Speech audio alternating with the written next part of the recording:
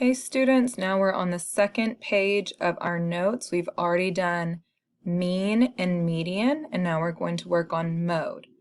So mode is the number in a set that appears the most, and that one is easy to remember. Mode, most. They both start with the same two letters, and this is also probably the easiest one to find. So when you're looking for mode, it's just the number that you see the most. Now, if the set of numbers is really long, sometimes it's good to make a table of how many times you see each number. For example, on this one, it's pretty short, so I see a lot of 8s. I'm going to count those up.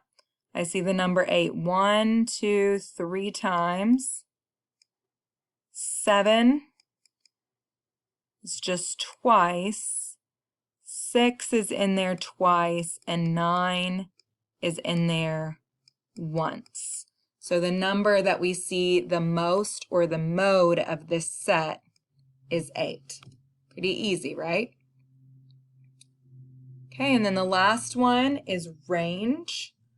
So we have mean, median, mode, and now range. Okay, and range is a measure of variability. A measure of variability is a way of describing how far or spread out the data is. It can also be described as how much the data deviates from the center. So the other three words, mean, median, and mode, are M's. Those are measures of center. Range is considered a measure of variability, but all of the words are ways that we would describe data when we're looking at it. The range is a measure of variability that represents the spread in data. It can be found by determining the least and greatest values in the data sets. That is step 1. And then you must subtract the two values to determine the range. And you are always going to do the greatest number minus the least, or the largest number minus the smallest number. I want you to add this on the side of your notes just to help you remember. You take the greatest number, you subtract the number that is the least, and that will give you the range. Sometimes people want to work backwards with that. I don't know why, but just make sure you know it's the greatest minus the least to get the range. And a ways to remember range, when I hear that word, I think of a mountain range. So if you think about a mountain, from the highest point to the lowest point is how you would measure how tall that mountain is. And I don't know why, this just helps me. I think of the distance from top to bottom of a mountain when I think of range. If you can think of another way to help you remember it, that's awesome. Range is also the only one that doesn't start with an M out of the vocabulary set for this unit. Okay, so let's look at the range for this example problem. It says the list shows the number of pages in various novels.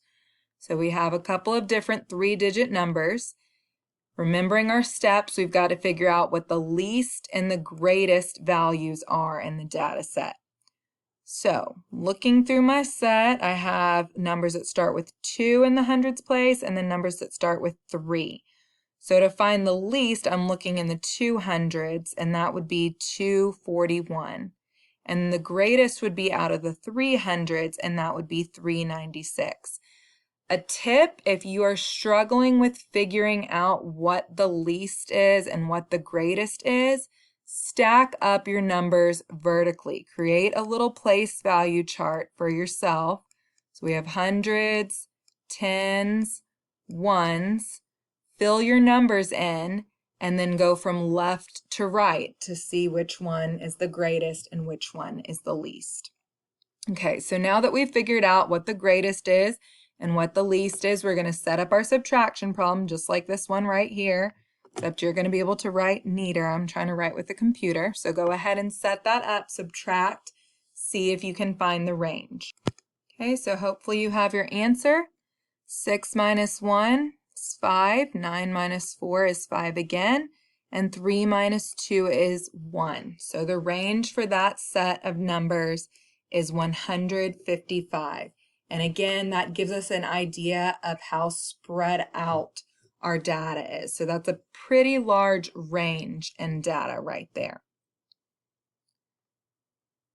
Okay, and when we're working with these words, mean, median, mode, and range, a lot of times they're going to go right along with graphs. So a dot plot is just one type of graph you might see when you're working with data. So a dot plot is a visual display of data using a number line and dots to represent each data point. The data that repeats itself most often is the mode. In a dot plot, the mode is going to be the tallest value. So if you have your data arranged in a dot plot, it's really easy to tell what the mode is. It's also pretty easy to see what the range is on the numbers. The farther apart your dots are, the greater the range is going to be. Also, when you're thinking about mean or average, if the height of the dots is really different, if it varies a lot, you have a lot of variance in your data. And so your mean might not be very close to some of the data on your dot. And you'll get farther into that in high school. Sometimes if your data is all over the place, you might want to redo an experiment if you're in science. So it's just a good thing to start thinking about now. So let's look at this example. The Ecological Society sampled the green iguana population and made note of the length of each iguana sampled. The data is displayed in the dot plot below. So here we are. These are, each dot would represent an iguana, and this is showing the lengths of these iguanas. So we had one that was 12 inches, one that was 13, 3 that were 14 inches, so on and so forth. So first, let's look at the mean. Remember, that is like finding the average. So we're going to have to add up all of our pieces of data and then divide that by the number of data points that we use. This one's going to be quite a bit. Okay, so looking at our mean, we have one iguana that's 12, one that's 13, 3 iguanas that are 14 inches. Now there's 2 different ways you could do this. You could set up your problem with 14 3 times, or you could think about what 14 times 3 is, and that would be 42. So depending on how your brain works and what works best for you, you might do some of the work ahead of time. Also, if you don't like adding a long string of numbers like this, you can add 2 numbers at a time. You can say, okay, I got these 2, I'm going to add them together, that's 25. Then 14 times 3, that's going to be 42. 15 times 2 is 30, and then add up these numbers. So take a minute, see if you can get the sum of all of these pieces of data for the lengths of these iguanas. Okay, so after adding up all of those numbers, you should have gotten 234 for your sum. It was a lot of adding, so if you made a mistake, just go back and look over what you did. It's nice if you have a calculator to do a problem like this, especially since it's so many numbers, just to check yourself. Our sum is 234, so then the next step to find the mean is we're going to divide that by the number of data points. There were 15 dots here. That means there were 15 iguanas that were measured.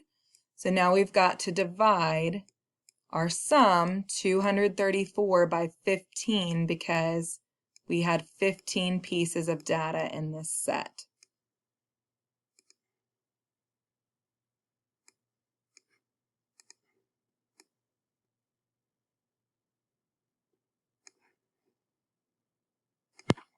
Okay, when I did my division, I got 15.6. I ended up having to add a decimal point and a 0 so that I wouldn't have a remainder. So that means the mean or the average of these iguanas' lengths is 15.6. Next, it's asking us to find the range. So the most important thing with range is to figure out what is the greatest number and what is the least number. It's really nice and easy to see on a dot plot. Our largest number is 19, our smallest number is 12. So we just have to do 19 minus 12, which is 7. That makes it nice when it's arranged on a dot plot like this. And then for median, you have to be careful. You can kind of see the middle of this set of dots, but remember with median, you have to write out the numbers as many times as they are used from least to greatest. So we would have 12, 13, and then 14, 14, 14, 15, 15. So go ahead and do that. Pause the video, make your list, and then check back with me in a minute. Okay, and my computer is doing crazy things on me, so I'm just going to move ahead with the madness that's on my screen. But I went ahead and I put the numbers in order from least to greatest. And remember, however many dots you see above that number, that's how many times you have to list it. So since there were 3 dots above 14, I had to list the number 14 3 times. And my pen's not working right now for whatever reason, but then we're going to find the center of all these numbers. So if we take one away from each side and keep moving towards the center, I believe it would be here. And again, it's kind of hard for me to see without my pen. So let's see, I think it's right here. Another strategy is to count how many numbers you have on each side. So 1, 2, 3, 4, 5, 6, 7, 1, 2, 3, 4, 5, 6, 7. So yes, 16 is the center of my list. So 16 is my median. And they did not ask about mode, but it's very easy to see what the mode is, the way that this graph is set up. So the most dots we have is 3 dots, and that is above 14 and 16. So in this case, both 14 and 16 would be the mode. Usually it's just going to be one thing as your mode, but in this case we have 2, and sometimes that does happen. Okay, that is it for your notes. Make sure you take your quiz on Canvas by the end of the week so you can get credit. And if you have any questions, email me and let me know. Have a great week.